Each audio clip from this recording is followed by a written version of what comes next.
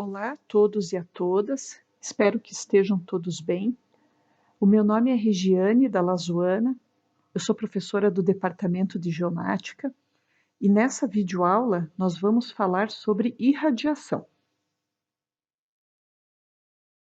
A aula está dividida nesses tópicos, então a gente começa falando o que é irradiação, onde ela é aplicada, como se dá todo o procedimento de campo, que tipo de observações são coletadas, algumas características desse levantamento e, finalmente, a gente vai mostrar como as coordenadas são calculadas a partir das observações coletadas em campo.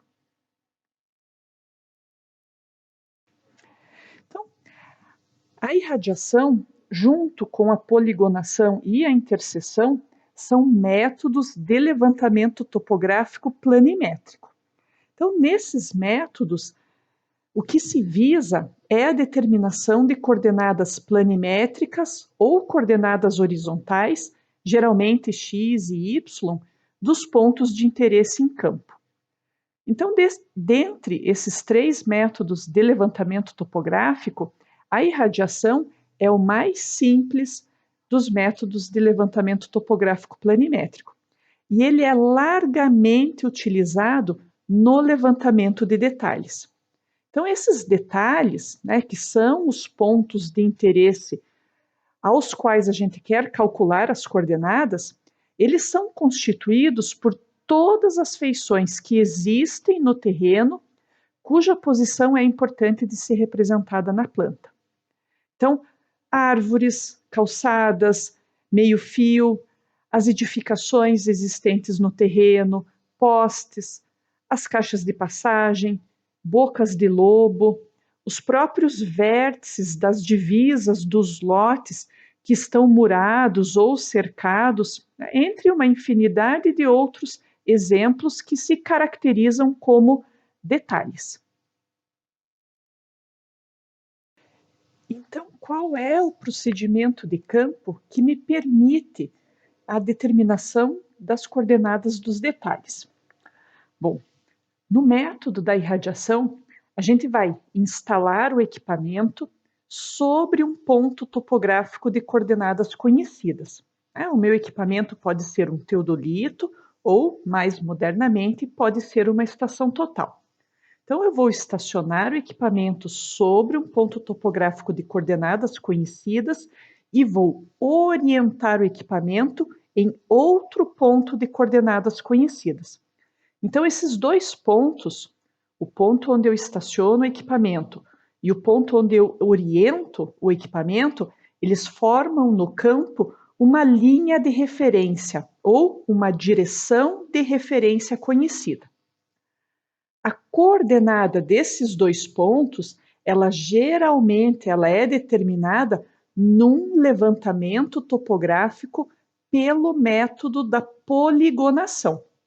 Então, eu implanto uma poligonal no terreno e, através da poligonal, através do levantamento por poligonação, eu determino as coordenadas desses pontos topográficos, que vão servir como apoio ao levantamento por irradiação. Então, a partir dessa orientação do equipamento, o operador ele vai determinar a distância e a direção horizontal aos pontos de interesse, aos detalhes que eu tenho interesse em determinar a sua coordenada. E esses detalhes, eles precisam ser visíveis a partir do ponto ocupado. Então, a partir do ponto ocupado, eu tenho que ter visibilidade aos pontos que eu vou levantar a partir dele. Então, de uma forma bem simplificada, na irradiação, a partir de uma linha de referência conhecida, são mensurados em campo uma direção horizontal e uma distância a um ponto de interesse. Então, as observações que a gente coleta no campo, pelo método da irradiação, no levantamento planimétrico, são direções horizontais e distâncias. Então, essa configuração do levantamento por irradiação, ela é muito semelhante a um sistema de coordenadas polares, como a gente vai ver mais para frente. Essas distâncias que são mensuradas em campo, elas podem ser obtidas utilizando a trena ou de forma indireta por estadimetria ou de forma eletrônica utilizando medidores eletrônicos de distância ou utilizando as próprias estações totais. Sempre que a gente faz um levantamento por irradiação, é muito importante a elaboração de um croquis. Então, um croquis é um desenho sem escala, feito à mão livre, que vai mostrar a posição relativa desses detalhes lá no terreno. E no caso dos dados serem anotados, eu não tenho como salvar esses dados na memória do equipamento, eu preciso anotar num papel, é importante que essas anotações sejam feitas de forma organizada, naquilo que a gente chama de caderneta de campo. Então, tanto o croquis quanto a caderneta de campo são muito importantes na etapa dos cálculos e depois eles auxiliam também na elaboração da planta topográfica. Como funciona a poligonação no campo, então? Então, vamos supor que eu tenho um terreno que eu quero levantar por topografia e eu implantei nesse terreno uma poligonal. Então, estão representados aqui na figura 2 pontos dessa poligonal. O ponto 0 pp e o ponto P1. Do levantamento por poligonação, a gente vai conhecer as coordenadas x e y do ponto P1 e as coordenadas do ponto 0 pp. Então, esses 2 pontos, eles formam no campo a minha direção de referência. E o que eu quero levantar agora, o que eu preciso no futuro determinar as coordenadas, são dos objetos das feições existentes sobre o terreno. Eu quero levantar a posição das árvores existentes no terreno, eu quero levantar a posição da cerca, eu quero levantar a posição da edificação. Então, o primeiro passo é instalar o equipamento sobre um ponto de coordenadas conhecidas e orientar esse equipamento sobre outro ponto de coordenadas conhecidas. Então, vamos supor que a gente está usando aqui uma estação total. Eu instalei a estação total no ponto P1 e orientei a estação total no ponto 0 pp. Então, aqui sobre o ponto 0 pp está posicionado um prisma. Então, uma vez orientado o equipamento, agora eu vou fazer visadas aos detalhes de interesse. Então, eu vou posicionar o prisma lá pertinho da árvore e vou fazer a visada até o prisma. Eu chamei essa árvore aqui de A1, a árvore 1. E eu vou observar a direção horizontal e a distância a partir dessa linha de referência, dessa direção de referência aonde eu orientei o meu equipamento.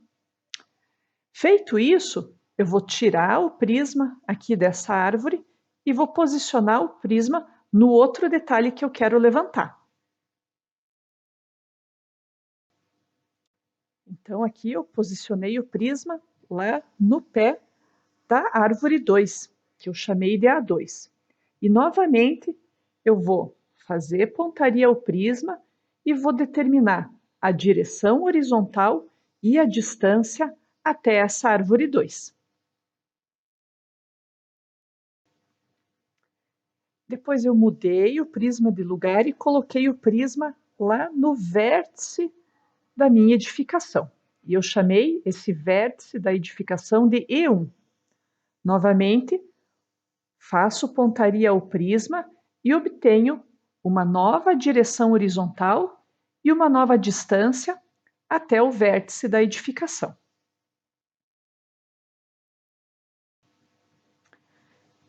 Troquei o prisma de lugar, coloquei o prisma lá no outro vértice da edificação, eu estou chamando esse vértice de E2, né? O operador vai fazer pontaria ao prisma e coletar uma nova informação de direção horizontal e de distância. E assim sucessivamente, né? Então, eu posicionei o prisma aqui agora no pé da árvore 3, que eu chamei aqui de A3, o operador vai fazer uma nova observação de direção horizontal e de distância. Então vejam que com uma única instalação do equipamento, eu posso fazer uma varredura da área e observar direções horizontais e distâncias a todos os pontos de interesse, desde que esses pontos de interesse sejam visíveis a partir do ponto P1. Então é necessário ter visada ao detalhe. Se eu não consigo levantar todos os detalhes a partir do ponto P1, eu mudo a estação total de lugar, ocupo um novo ponto de coordenadas conhecidas, faço uma nova orientação do equipamento a uma outra direção de referência e repito todo esse processo. Então, como é que ficaria, né, a visão em planta daquele levantamento que eu mostrei para vocês? Então, eu tenho aqui a minha área de trabalho e eu implantei na área de trabalho uma poligonal fechada, né? Ponto 0 pp, ponto P1, ponto P2, ponto P3. Então, esses pontos, esses 4 vértices aqui da poligonal, eles terão as coordenadas conhecidas e as direções, os azimutes das direções, eles são conhecidos através do método da poligonação que vocês já viram. Então, na irradiação, a intenção é determinar a posição ou as coordenadas dos detalhes, né, das feições que existem no terreno. Então, tenho aqui a posição da árvore 1, da árvore 2, aqui no fundo a cerca, a minha edificação, né, eu exemplifiquei através dos dois cantos da edificação, E1, E2, aqui a posição da árvore 3. Então, eu estacionei o equipamento aqui no ponto P1, então o ponto P1 é o meu ponto ocupado. E vamos supor que o levantamento da poligonal ele foi feito em sentido horário. O caminhamento sobre a poligonal foi feito em sentido horário. Então, num caminhamento em sentido horário, o ponto P1 sendo o ponto ocupado com o equipamento, isso faz com que o meu ponto 0 pp seja a estação de ré e o ponto P2 seja a estação de vante. Então, no exemplo que eu estou mostrando para vocês, eu optei por orientar o equipamento segundo a direção de ré. Então, quando a gente orienta o equipamento segundo uma direção de referência, a gente pode zerar a leitura do ângulo horizontal. Então, vamos supor que a gente zerou a leitura do ângulo horizontal na estação de ré, e a partir daí eu vou observar, vou coletar as informações de direção horizontal e de distância aos detalhes aqui no terreno. Vamos supor também que o equipamento está configurado para medir direções horizontais no sentido horário. Então, quando eu faço visada aqui para a primeira árvore, a informação que a gente vai coletar é o ângulo horizontal entre a direção de referência e a direção formada pelo ponto ocupado e o detalhe, exatamente esse ângulo horizontal que eu marquei aqui em azul e que eu estou chamando de HZ1, né, um ângulo horizontal mensurado no sentido horário, e vou também determinar a distância entre o ponto ocupado e a árvore 1. E vou fazer isso para todos os detalhes visíveis a partir do ponto P1. Então, depois que eu tirei o prisma aqui da primeira árvore, eu posicionei o prisma na árvore 2. E com isso, eu vou obter esse ângulo horizontal em vermelho, que eu chamei de HZ2, né, o ângulo horizontal entre a direção de referência e a direção formada pelo ponto ocupado e o detalhe de interesse. Então, o ângulo horizontal no sentido horário e a distância entre o ponto ocupado e o detalhe. E assim para os demais detalhes do terreno. Né? Então, eu quero determinar o canto da edificação, que eu chamei de E1. O ângulo horizontal que eu vou obter em campo é esse verde aqui no desenho, e a distância entre ponto ocupado e estação visada.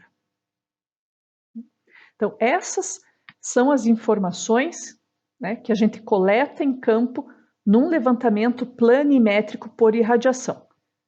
Direções horizontais, ângulos horizontais e distâncias.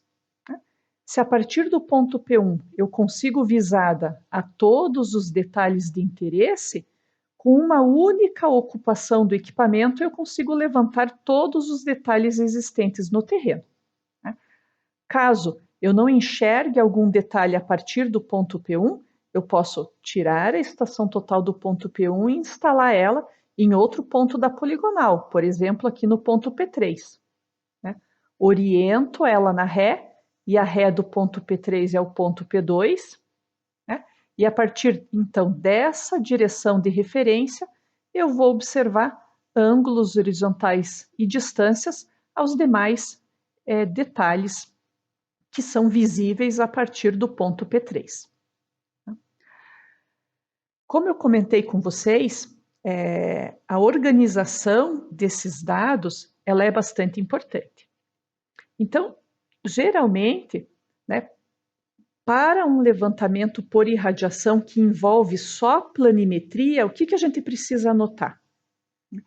A gente precisa anotar qual é o ponto que a gente está ocupando com o equipamento. No caso do exemplo, o ponto ocupado é o ponto P1. E a primeira visada que eu faço é lá no ponto 0pp, que é o meu ponto de ré. E eu faço essa visada para orientar o equipamento. Então, eu zerei o ângulo horizontal na estação de ré. Então, essa é uma informação bastante importante. E a partir dessa direção, eu observei a árvore 1, a árvore 2, o canto da edificação e mensurei, nesse caso aqui com a estação total, o valor da direção horizontal, o valor da distância inclinada e o valor do ângulo zenital. Como eu zerei o ângulo horizontal na ré, a minha leitura da direção horizontal já é diretamente o ângulo horizontal entre a direção de referência e a direção formada entre ponto ocupado e o detalhe visado.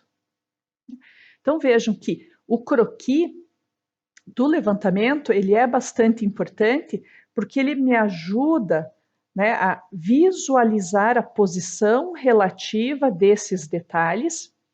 Eu posso dar para esses detalhes códigos, como eu fiz aqui, A1, A2 e E1, o que facilita a anotação na caderneta de campo, né? Mas desde que eu tenha explicitado de alguma forma que o código A se refere à árvore, né? O código E se refere à edificação.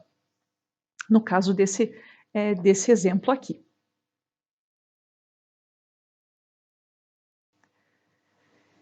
Então vejam, o que a gente tem como característica do levantamento por irradiação? Então, na irradiação, não é possível ocupar com o equipamento de medição o ponto cujas coordenadas eu quero determinar. Então, veja, eu não posso instalar a minha estação total sobre a árvore, né, ou exatamente sobre o canto da edificação. Né? como ocorre lá no levantamento por poligonação. Então, vejam, quando a gente faz o levantamento por poligonação, a característica da poligonação é que eu instalo o equipamento sobre os pontos cujas coordenadas eu vou determinar. E na irradiação, não. Então, eu não consigo ocupar o detalhe com o meu equipamento de medição. É por isso que, para a irradiação, é muito importante que eu tenha lá em campo pontos com coordenadas conhecidas, pontos que foram levantados pelo método da poligonação, porque é a partir desses pontos que servem como pontos de apoio que eu tenho condições de determinar a coordenada das feições de interesse. A principal vantagem do método da irradiação é que ela é um levantamento muito rápido e de alto rendimento, porque com uma única instalação do equipamento eu posso realizar visadas a diferentes detalhes. Então, com uma única instalação do equipamento, eu posso levantar vários detalhes sobre o terreno. A desvantagem da irradiação é que não existe compensação ou verificação de erros angulares ou lineares. Então, essa falta de verificação de erro, essa falta de compensação desse tipo de erro, ela pode acarretar numa falta de homogeneidade na precisão das coordenadas dos detalhes. Então, o levantamento em campo, ele deve ser realizado com bastante cuidado. Como é feito, então, o cálculo das coordenadas dos detalhes? Então, vamos usar o mesmo exemplo que eu apresentei para vocês nos slides anteriores, onde eu ocupei o ponto P1, fiz a visada de ré ao ponto 0 pp, eu zerei o ângulo horizontal, e a partir dessa direção eu fiz uma série de visadas aos detalhes de interesse, observando o ângulo horizontal, distância inclinada e ângulo zenital. Bom, só com essas informações não é possível calcular as coordenadas dos detalhes. Então, eu preciso conhecer algumas informações a priori, que são as coordenadas do ponto ocupado.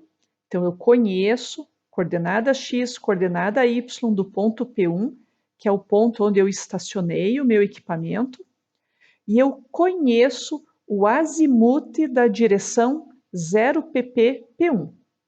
Então, esse azimute e essas coordenadas, eles vêm do levantamento por poligonação. Outra questão que é importante lembrar é que todos esses ângulos horizontais aqui, eles foram observados no sentido horário. Então, essa definição, de mensuração do ângulo horizontal no sentido horário, ela é uma configuração do meu equipamento de medida. Então, o operador lá da estação total, ele consegue configurar o equipamento para leitura de ângulos horizontais no sentido horário. Essa informação ela é bastante importante porque ela tem implicação direta no cálculo do azimute da direção, ponto ocupado detalhe, como a gente vai ver daqui a pouquinho. Então, como que é o cálculo da coordenada do detalhe? Então, se eu quero calcular a coordenada x da árvore 1, ela vai ser igual à coordenada x do ponto ocupado, que é o ponto P1, mais a distância horizontal entre o ponto P1 e a árvore, multiplicado pelo seno do azimute da direção formada entre o ponto ocupado e o ponto visado, o ponto P1 e a árvore 1. A coordenada y do meu detalhe vai ser igual ao y do ponto ocupado, mais a distância horizontal entre ponto ocupado e o ponto visado, vezes o cosseno do azimute da direção, ponto ocupado, ponto visado.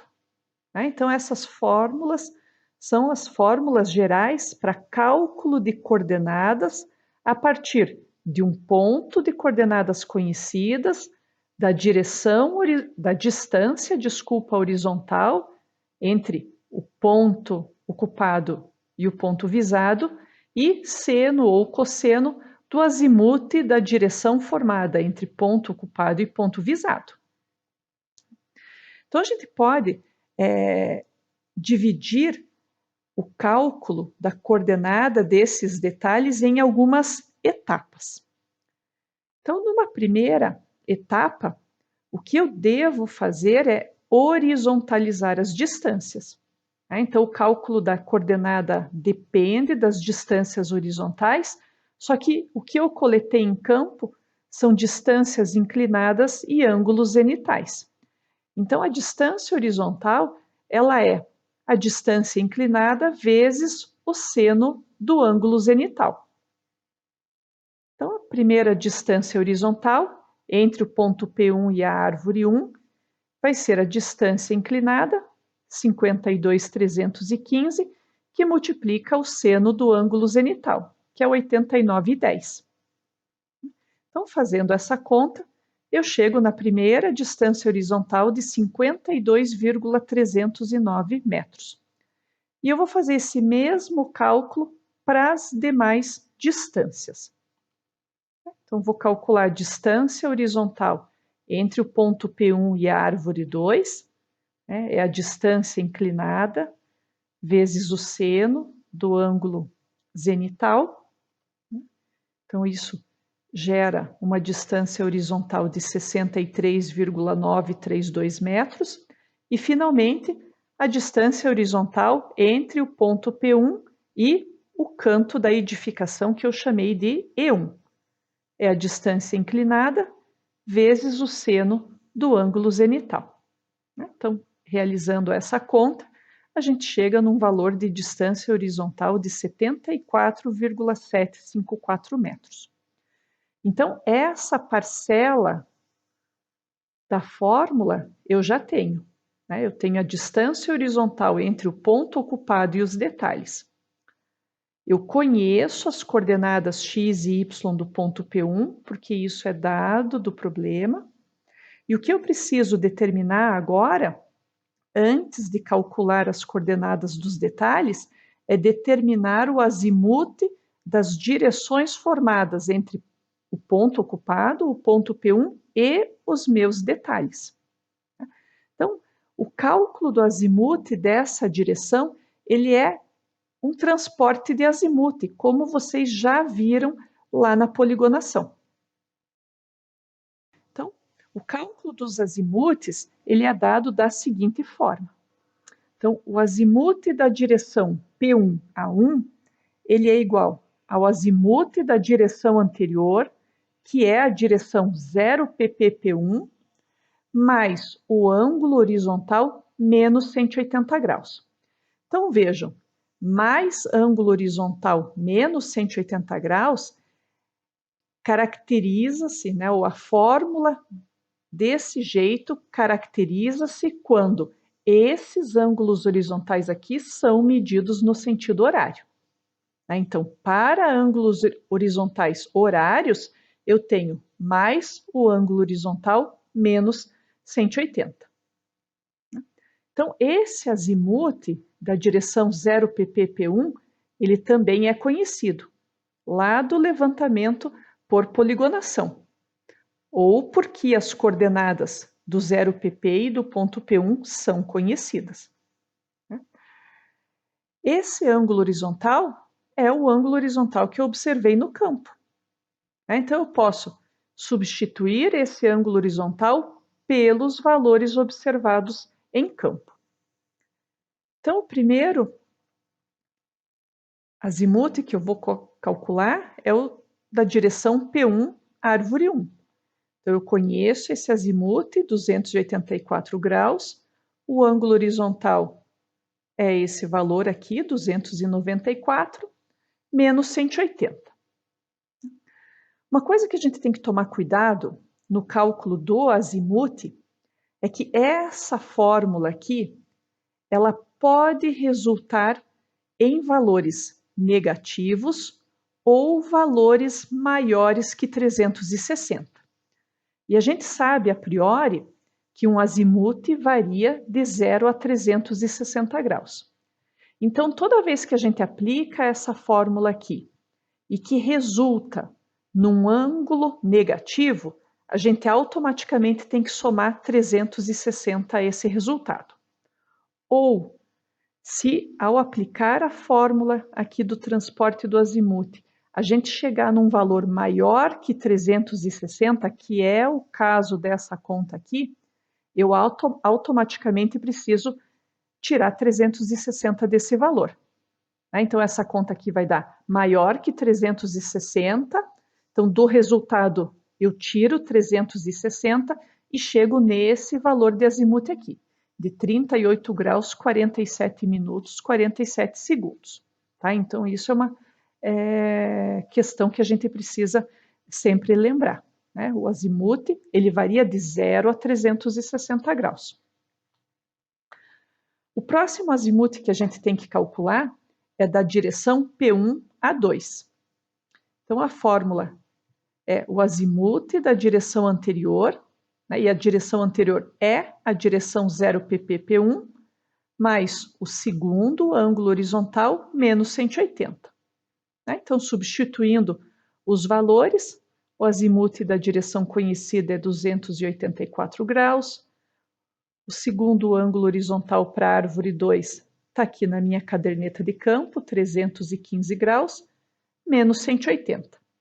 Então, a gente chega num azimuth da direção P1, árvore 2, de 59 graus, 20 minutos e 54 segundos. E, finalmente, o terceiro azimuth da direção P1, E1.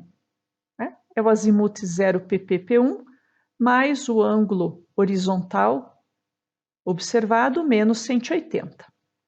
Então, esse azimuth, 284 graus, o ângulo horizontal para a edificação está aqui na caderneta, 330, menos 180, eu chego aqui no final, num azimuth de 75 graus, 5 minutos e 31 segundos. Então, agora, nós já temos as direções horizontais e os azimuths necessários para calcular as coordenadas dos detalhes. Então, nessa terceira etapa, nós vamos calcular as coordenadas dos detalhes. Então, a coordenada x da árvore 1 vai ser a coordenada x do ponto P1 mais a distância horizontal entre ponto ocupado e detalhe, seno do azimuth da direção ponto ocupado detalhe. Então, é só substituir os valores. A coordenada x do ponto P1 foi informada lá no começo, é 500 metros. A distância horizontal eu calculei na etapa 1, lá na parte da horizontalização das distâncias, e o azimuth dessa direção eu acabei de calcular nessa etapa 2. Né? Vale 38 graus, 47 minutos e 47 segundos. Então, fazendo essa conta aqui, eu chego numa coordenada x para a árvore 1 de 532,774 metros. A coordenada y, da mesma forma, né? Y da árvore 1 é y do ponto P1 mais distância horizontal cosseno do azimuth. O y do ponto P1 vale 760, a distância horizontal eu calculei na etapa 1 e o azimuth eu calculei na etapa 2. Então, substituindo os valores aqui, realizando a conta, eu chego na coordenada y da árvore 1. E a mesma coisa para os outros detalhes. Né? Então, a coordenada x da árvore 2, ela é x do ponto P1 mais distância horizontal seno do azimuth. A coordenada x é 500, a distância horizontal eu já calculei, o azimuth dessa direção também foi calculado anteriormente. E aí, então, a gente chega na coordenada x da árvore 2. E da mesma forma aqui para a coordenada y, né? Substituindo os valores e calculando, a gente chega numa coordenada y de 792,594. E, por primeiro canto da edificação, a mesma fórmula, né, só tomando o cuidado de considerar aqui as distâncias horizontais e os azimutes da direção correta, né, ponto ocupado detalhe, e substituindo os valores, a gente chega aqui nas coordenadas x e y do primeiro canto da edificação. Então vejam que, uma vez calculadas as posições x e y dos detalhes, é muito fácil de plotar essa posição na planta topográfica.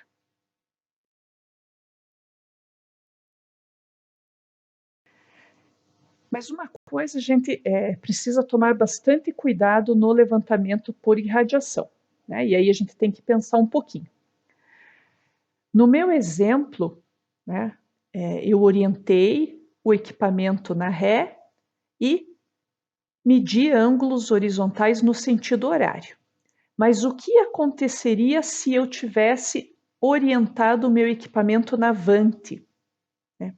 O que aconteceria se os ângulos horizontais tivessem sido medidos no sentido anti-horário? Então vejam, esses dois aspectos aqui, eles têm implicação direta no cálculo do azimute da direção, ponto ocupado detalhe.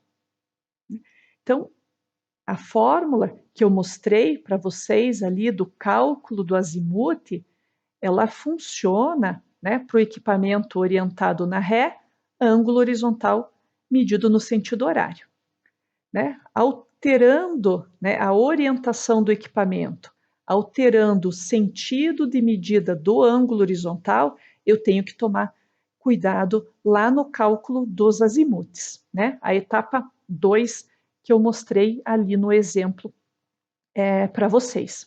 Tá?